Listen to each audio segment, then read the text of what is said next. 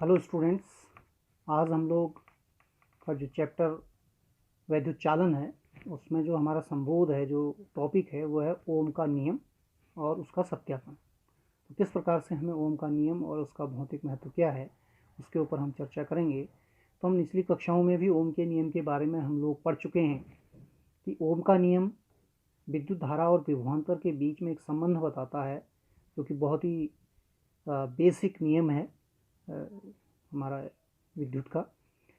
तो जैसा कि हमने निचली कक्षाओं में पढ़ा है कि ओम का नियम क्या कहता है, जैसा ये स्टेटमेंट यहाँ पर लिखा गया है कि यदि किसी चालक की भौतिक अवस्था में कोई परिवर्तन न हो तो उसके सिरों पर लगने वाला विभवांतर तथा उसमें बहने वाली धारा का अनुपात एक नियत होता है, अर्थात एक नियतांक होता है।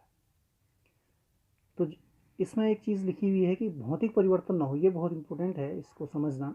अर्थात हम जब किसी तार में किसी बैटरी के द्वारा विद्युत धारा प्रवाहित करेंगे तो हमें उसकी लंबाई और उसका क्षेत्रफल और उसके तापमान, इसमें वृद्धि नहीं करनी है, क्योंकि ये भौतिक अवस्थाएं हैं। इनमें बिना परिवर्तन के, क्योंकि लंबाई बढ़ाएंगे तो उसके प्रतिरोध में अंतर आ जाएगा, ताप बढ़ाएंगे तो प्रतिरोध में अंतर आएगा। आगे हम चर्चा करेंगे कि जो हमारा प्रतिरोध हो किन किन चीज़ों में निर्भर करता है। तो प्रतिरोध चेंज होगा तो उससे धारा परिवर्तित हो जाती है।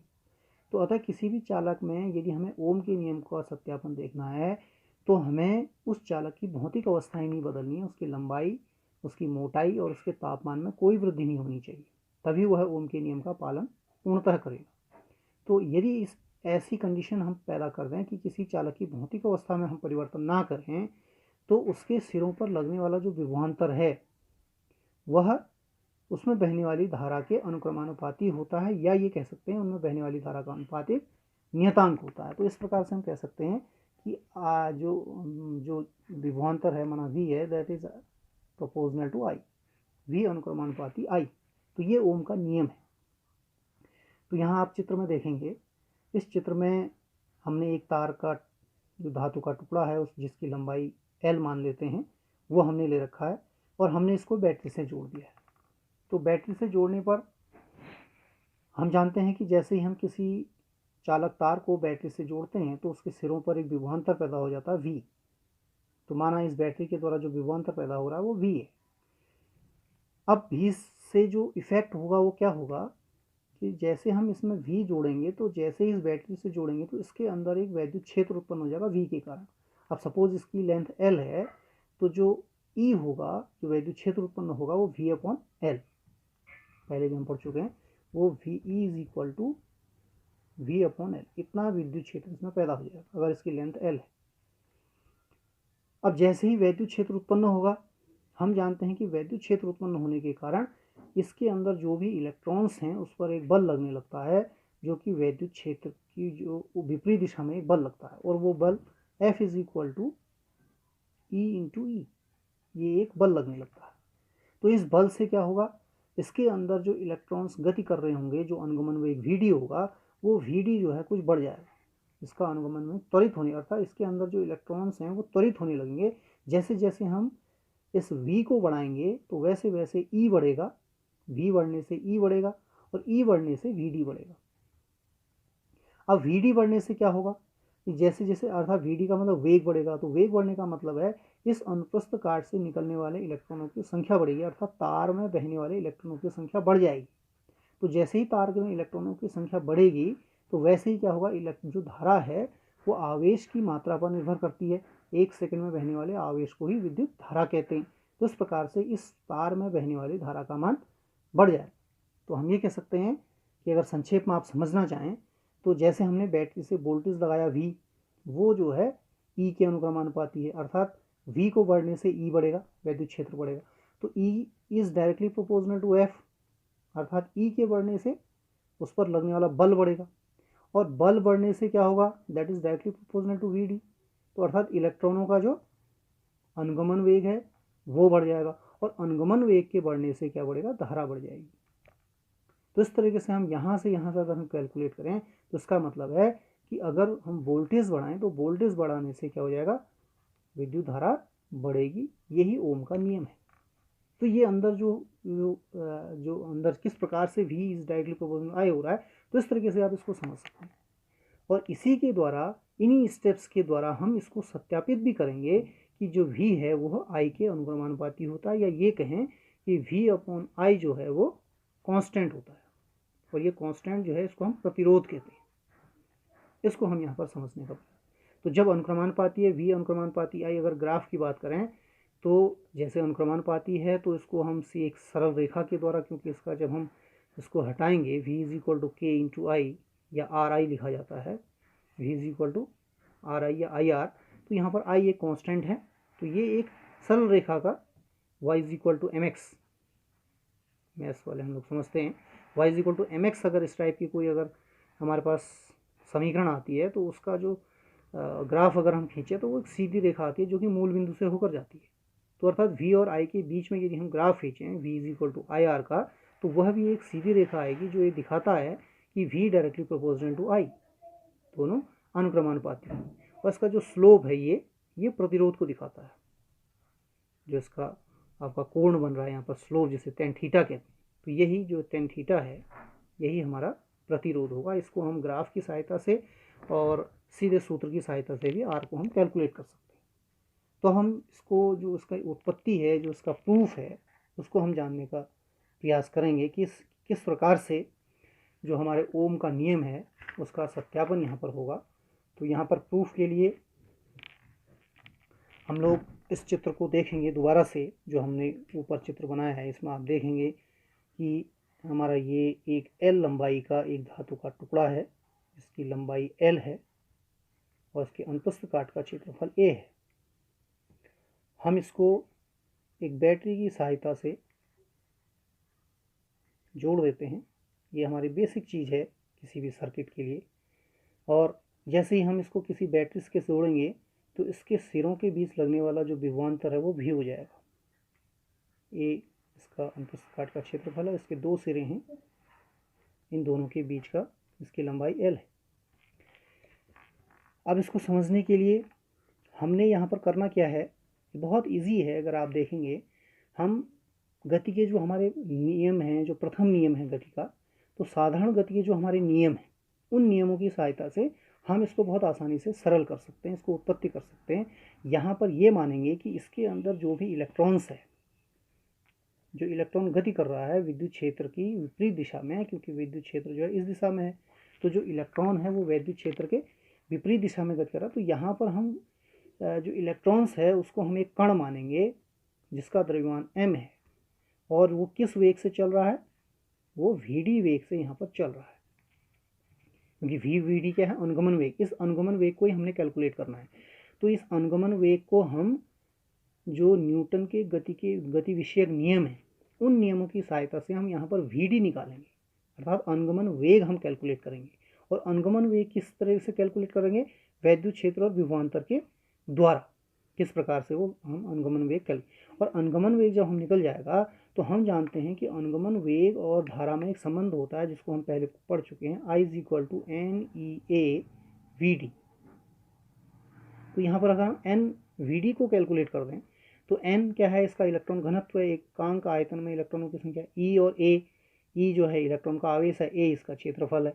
तो हमने यहाँ पर VD को कैलकुलेट करना है। यदि हम VD कैलकुलेट कर दें तो हमारे पास यहाँ पर I और VD, अर्थात VD को किसके रूप में, VD को वोल्टेज के रूप में कैलकुलेट कर दें तो हमारे पास I और V के में एक सीधा सीधा संबंध आ जाएगा।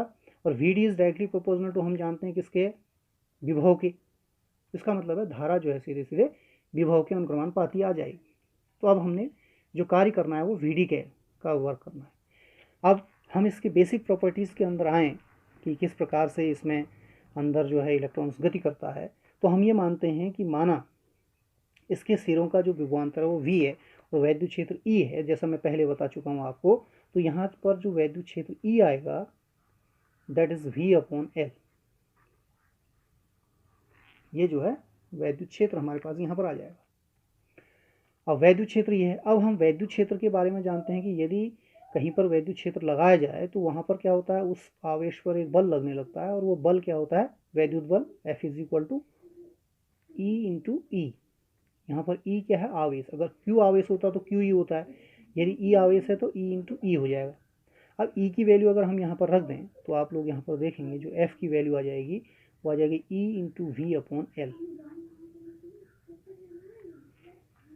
ओके, अब इसके बाद देखिए, अब हम ये मानते हैं, दोबारा से हम इसको सोचेंगे कि माना ये जो इलेक्ट्रॉन है ये m द्रव्यमान का एक कण है, जिसका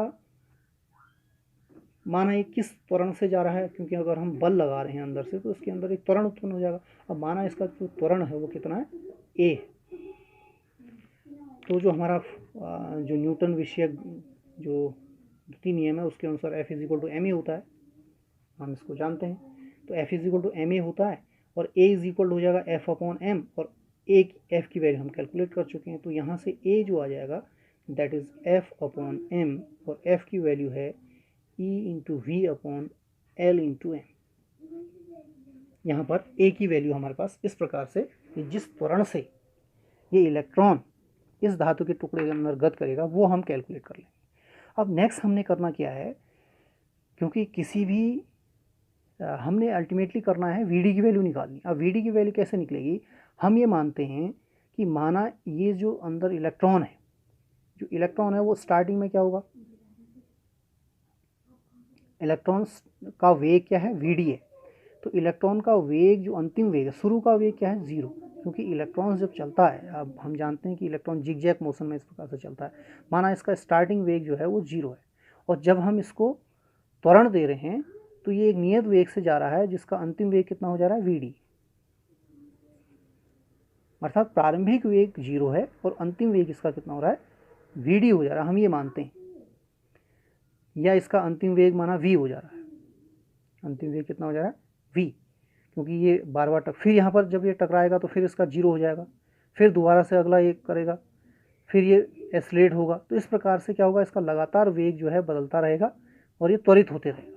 तो माना इसका प्रारंभिक वेग जो है 0 है और इसका अंतिम वेग क्या है, v है, या u1 मान लेते हैं।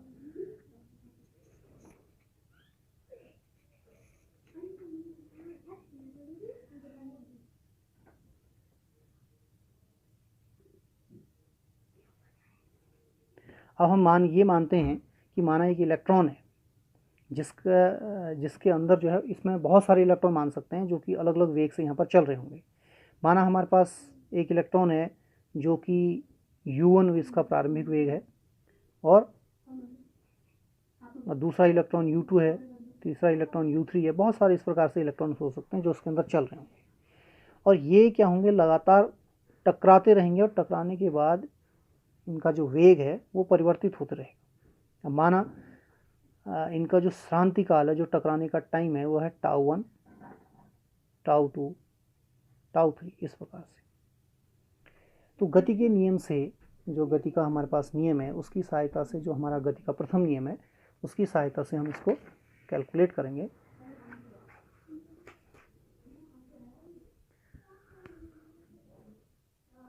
तो इसका जो वेग है वो v1, हम ये कहें जो अंतिम वेग है पहले वाले का, वो हो जाएगा u1 प्लस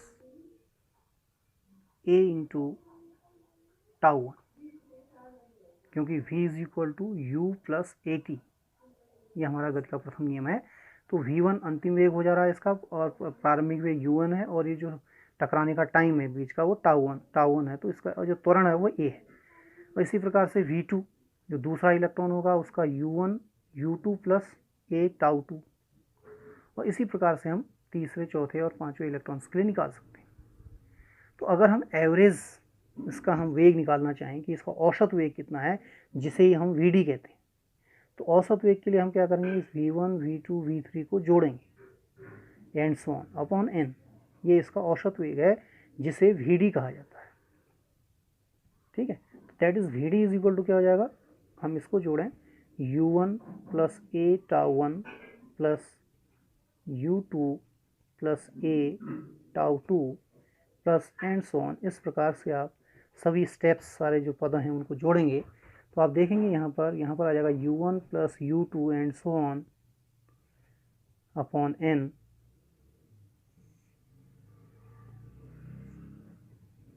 प्लस, अब यहाँ पर a हम कॉमन ले लें, that is tau 1 plus tau 2 plus and so on ऐसे करके अपॉन एन। तो इसको हम क्या बोलेंगे, ये जो आएगा ये क्योंकि औसत वेग है उसका, और ये औसत वेग क्या होता है, प्रारंभिक औसत वेग। प्रारंभिक औसत वेग हम जानते हैं कि हमने कहा था ये तब है जबकि हम किसी में वैद्युत क्षेत्र नहीं लगा रहे, बिना वैद्युत क्षेत्र के।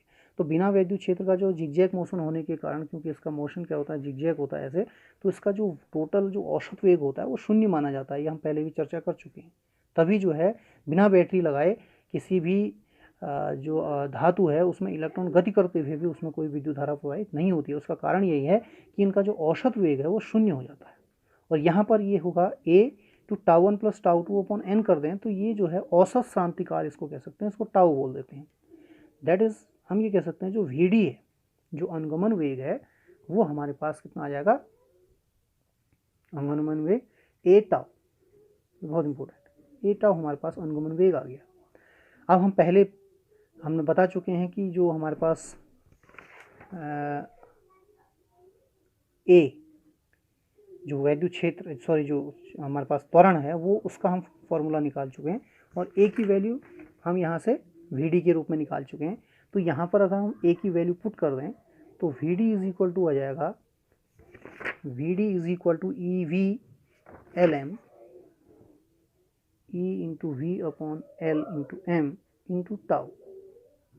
तो इस प्रकार से हमारे पास ये अनुगमन वेग आ गया। यही निकालना बहुत इंपॉर्टेंट है।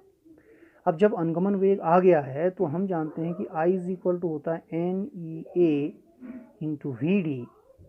अगर हम इसमें इसकी वैल्यू पुट कर दें तो हमारे पास जो विद्युत धारा है वो आ जाएगी N E into A into E upon V, E into V into L M into tau. उसको हम और थोड़ा सा, तो यहाँ पर I की जो हमारे पास वैल्यू आई, I is equal to N E A E V L M into tau, ये हमारे पास आ गया। इसको हम अगर सही तरीके से लिखें तो V के रूप में अगर हम लिखें, V इज इक्वल टू, देखिए हम V के रूप में लिखना चाह रहे हैं, तो V इज इक्वल टू क्या हो जाएगा, ये जो आएगा M, ऊपर हम ले रहे हैं M upon N E square tau, ठीक, ये नीचे आ गया, into L upon A into I. इस प्रकार से इसको लिखा जा सकता है। तो यहाँ पर ये चीज़ आप देखेंगे, ये V और I के बीच में जो एक नियतांक आ रहा है इसको आप देखेंगे तो यहाँ पर M इलेक्ट्रॉन का द्रव्यमान है, N इलेक्ट्रॉन घनत्व है, E इलेक्ट्रॉन का आवेश है, टाउ श्रांतिकाल है जो कि ताप पर निर्भर करता है। यदि हम ताप बढ़ाएंगे घटाएंगे तो श्रांतिकाल में परिवर्तन हो जाएगा। ये लंबाई और क्षेत्रफल है। अर्थात यदि किसी तार की भौतिक अवस्थाओं को परिवर्तन न किया जाए, अर्थात उसकी लंबाई, चौड़ाई, उसके तापमान, ये तीन चीज़ें, लंबाई, मोटाई और तापमान, क्योंकि M, N और E स्क्वायर इसको हम परिवर्तित नहीं कर सकते हैं। ये किसी भी पदार्थ के अंदर का गुण है, M N E square into tau, ये पदार्थ के अंदर का गुण है, इसको परिवर्तित नहीं किया जा, सिर्फ इसमें टाउ परिवर्तन किया जा सकता है जो कि ताप पर निर्भर है। लेकिन जनरली हम इसको परिवर्तन के लिए हम जो परिवर्तन कर सकते हैं वो लंबाई और उसकी मोटाई को परिवर्तन कर सकते हैं। इसको हम भौतिक अवस्था कहते हैं। अगर इन चीज़ों को न बदला जाए, तीन चीज़ें लंबाई, मोटाई और उसके तापमान को न बदला जाए, तो ये अपने आप में कांस्टेंट है। अर्थात यदि किसी तार की भौतिक अवस्थाओं में परिवर्तन न किया जाए, इसलिए जो है जो ओम का नियम है उसमें स्टेटमेंट लिखा जाता है कि भौतिक अवस्थाएं परिवर्तन न करने का मतलब है ये चीज़ कांस्टेंट रहेगी। अगर ये चीज़ कांस्टेंट रहेगी, इसी को हम प्रतिरोध R कहते हैं, तो यहाँ पर हमारे पास आ जाएगा V is equal to I into R, जिसे हम ओम का नियम कहते हैं। अब यहाँ पर जो R है, इस चीज़ को हमें समझना बहुत जरूरी है कि R क्या चीज़ है, इसको हम समझेंगे। तो यहाँ पर आप देखेंगे कि जो R है, ऊपर से आप देखेंगे तो R is equal to M N E square tau into L upon A. अब आप यहाँ पर देखेंगे जो प्रतिरोध है उसमें भी दो इसमें पार्ट हैं। एक आगे वाला part M N E square upon tau और एल अपॉन ए।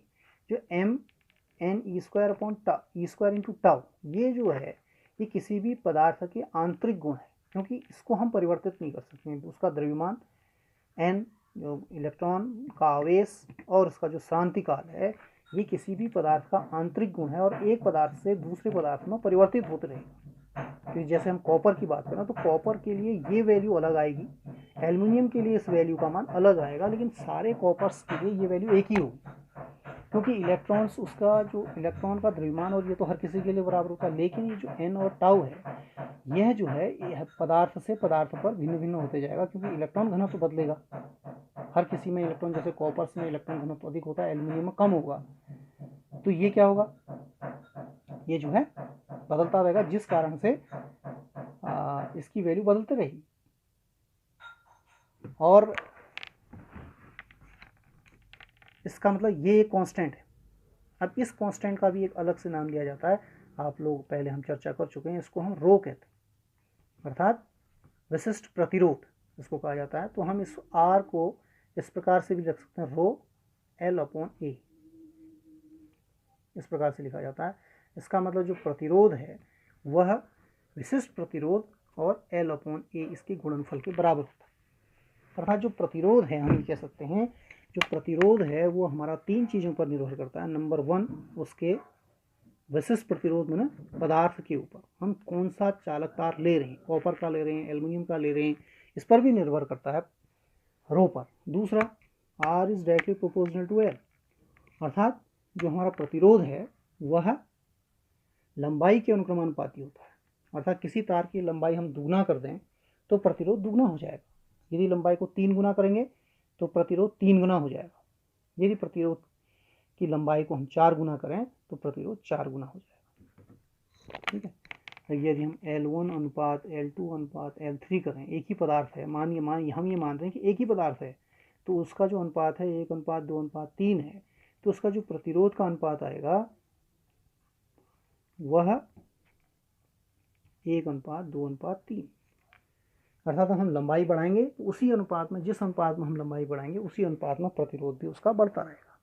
नेक्स्ट है R is directly proportional to A, R is directly proportional to 1 upon A, या R is inversely proportional to A. अर्थात जैसे जैसे मोटाई बढ़ेगी वैसे वैसे प्रतिरोध उसका कम होते जाएगा, जितना मोटा तार होगा उसका प्रतिरोध उतना कम होगा। और अगर हम इसको समझना चाहें कि जैसे A1 अनुपात A2 अनुपात A3 इज इक्वल टू 1 अनुपात 2 अनुपात 3 करें तो प्रतिरोध का अनुपात कितना होगा, तो ये उल्टा हो जाएगा, 1:1/2:1/3। अर्थात यदि हम उसकी मोटाई को दुगना करेंगे तो प्रतिरोध आधा हो जाएगा, यदि 3 गुना करेंगे तो प्रतिरोध तिहाई हो जाएगा। इस प्रकार से बहुत सारे क्वेश्चंस हमारे यहाँ पर पूछे जाते हैं कि यदि हम किसी प्रतिरोध की लंबाई को बदल दें या उसके क्या कहते हैं, उसके मोटाई को या उसके अनुप्रस्थ काट के क्षेत्रफल को बदल दें तो उससे क्या परिवर्तन आएगा, तो ये इस प्रकार से परिवर्तन। अब कभी कभी प्रश्न इस प्रकार से आता है कि उसकी त्रिज्या को दुगना कर दिया जाए या त्रिज्या को आधा कर दिया जाए तो उसके प्रतिरोध पर क्या प्रभाव पड़ेगा। तो यहाँ पर आप देखेंगे कि R is equal to 1 upon A होता है और A इज इक्वल टू होता है πr², या हम ये कह सकते हैं R is directly proportional to 1 upon r²। यदि हम त्रिज्या के रूप में लें तो त्रिज्या के रूप में 1 अपॉन r² के रूप में प्रतिरोध परिवर्तित होता है, अर्थात वर्ग के रूप में होगा। तो ये कह सकते हैं कि यदि हमारे पास R1 अनुपात R2 अनुपात R3 1 अनुपात 2 अनुपात 3 है तो इसका जो प्रतिरोध है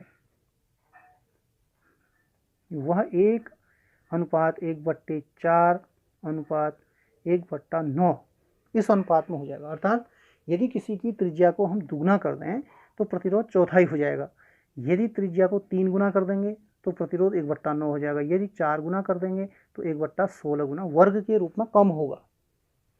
तो इस प्रकार से हम ये कह सकते हैं, या उल्टा कहें, यदि हम किसी चालक तार की मोटाई को हम दुगना कर दें, मोटाई को आधा कर दें, ये इसका उल्टा भी पूछते हैं कभी कभी कि यदि हम मोटाई को आधा कर दें, पतला कर दें तार को, R1 अनुपात R2 अनुपात R3 अनुपात 1 अनुपात 2 1 अनुपात 3 इस प्रकार से कर दिया जाए, तो जो R1 R2 R3 जो प्रतिरोध है इसका वह 1 अनुपात 4 अनुपात 9 उल्टा हो जाएगा। कि अर्थात यदि मोटाई, उसकी तार की मोटाई को आधा कर देंगे तो प्रतिरोध 4 गुना हो जाएगा, यदि मोटाई को 3 गुना कर देंगे तो प्रतिरोध 9 गुना हो जाएगा। तो इस प्रकार से प्रतिरोध बढ़ जाएगा। तो इस प्रकार से हम ये कह सकते हैं, यदि किसी तार जितना लंबा होगा, कोई तार जितना लंबा होगा उसका प्रतिरोध उतना बढ़ते जाएगा, और कोई पदार्थ जितना मोटा होगा तो उसका प्रतिरोध उतना कम होते जाएगा, या ये कहें कोई पदार्थ जितना पतला होगा उसका प्रतिरोध उतना ज़्यादा होगा।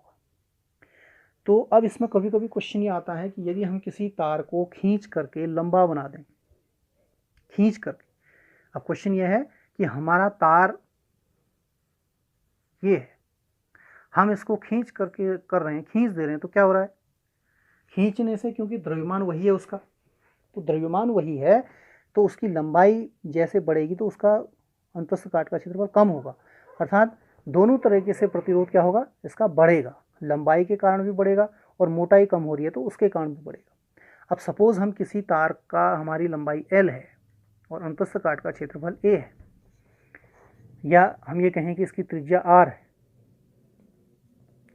तो क्या होगा, इसकी लंबाई को यदि हम 2L कर दें, दुगना कर दें, तो दुगना करने से इसके अंतस्थ काट के क्षेत्रफल में क्या परिवर्तन, जिसकी जो लंबाई है वो L है और अंतस्थ काट का क्षेत्रफल A है। सपोज हम इस तार को खींच करके हम इसको डबल कर दे रहे हैं, लंबा कर दे रहे हैं, तो जिस कारण से क्या होगा, ये तार हमारा पतला हो जाएगा। तो माना सपोज इसकी जो लंबाई हम खींच करके उसको दुगना कर देते हैं और उसको जो क्षेत्रफल है वो A डैश है वो बदल जाएगा। तो आप यहाँ देखेंगे, अब सपोज इसका जो प्रतिरोध है वो स्टार्टिंग में R है और उसका जो है वो R डैश है, तो R is equal to rho L upon A, ये हमारे इस वाले का प्रतिरोध है। और जब हम इसको खींच करके कर रहे हैं तो उसका प्रतिरोध बदल जा रहा है, सपोज वो R डैश है तो R डैश इक्वल टू रो, क्योंकि धातु वही है तो इसलिए रो परिवर्तित नहीं होगा, लेकिन L की जगह हम उसको दुगना कर दें तो 12 आ जाएगा और A की जगह A डैश आ जाएगा। अब आप देखेंगे कि यदि हम इन दोनों को एक दूसरे तार से खींच के बता रहे हैं तो इसका आयतन परिवर्तित नहीं होगा, अर्थात जो आयतन पहले होगा, जो पहले का आयतन है A इंटू एल है और जो बाद का आयतन है A into A dash into 2L है। तो यहाँ से यदि आप A डैश की वैल्यू लिखाएंगे तो दैट इज़ A अपॉन 2, अर्थात यदि किसी तार को खींच करके लंबा किया जाए, उसको दुगना लंबा कर देते हैं तो उसका जो क्षेत्रफल, अनुप्रस्थ काट का क्षेत्रफल है वो आधा हो जाता है। तो अगर हम यहाँ वैल्यू रख दें तो R डैश की वैल्यू आप देखेंगे that is rho 12 upon A upon 2। तो यदि हम इसको सॉल्व करें तो ये आ जाएगा A into L, rho L into L upon A into 4। तो ये जो वैल्यू है ये R है, इसलिए हम ये लिख सकते हैं, तो R dash is equal to 4 into R, अर्थात किसी तार को यदि हम खींच करके लंबा करें तो पहली बात तो है दुगना करने पर उसकी लंबाई, दुगना करने पर उसके अंतस्थ काट का जो क्षेत्रफल है वो आधा हो जा रहा है। अगर हम 3 गुना लंबा करेंगे तो तिहाई हो जाएगा, तो उसके कारण क्या हो रहा है, उसका प्रतिरोध 4 गुना हो जा रहा है। कारण क्या है कि लंबाई के बढ़ने से 2 गुना लंबाई के बढ़ने से बढ़ेगा और 2 गुना इसका जो अनुप्रस्थ काट का क्षेत्रफल पतला हो रहा है, कम हो रहा है, उसके कारण 2 गुना बढ़ेगा, तो कुल जो है 4 गुना इसका प्रतिरोध बढ़ जाएगा। इसी प्रकार से यदि हम इसको 3 गुना खींच दें तो इसका 9 गुना हो जाएगा, अर्थात स्क्वायर के रूप में बढ़ रहा है। तो हम ये कह सकते हैं कि यदि हमारे पास जो लंबाई L1 अनुपात L2 अनुपात L3 1:2:3, लेकिन यहाँ ध्यान रखना है, यह लंबाई हम खींच करके इसको लंबा 3 गुना 4 गुना 5 गुना कर रहे हैं खींच करके, तो इसका जो प्रतिरोध है वह स्क्वायर के रूप में बढ़ जाएगा, अर्थात 1:4:9:16। इस प्रकार से स्क्वायर के रूप में इसका प्रतिरोध बढ़ता है। तो जितना हम लंबा खींचते जाएंगे प्रतिरोध उसी अनुपात में वह जो है प्रतिरोध उसका बढ़ते जाएगा। तो ये इस तरीके से हम प्रतिरोध को बढ़ा सकते हैं।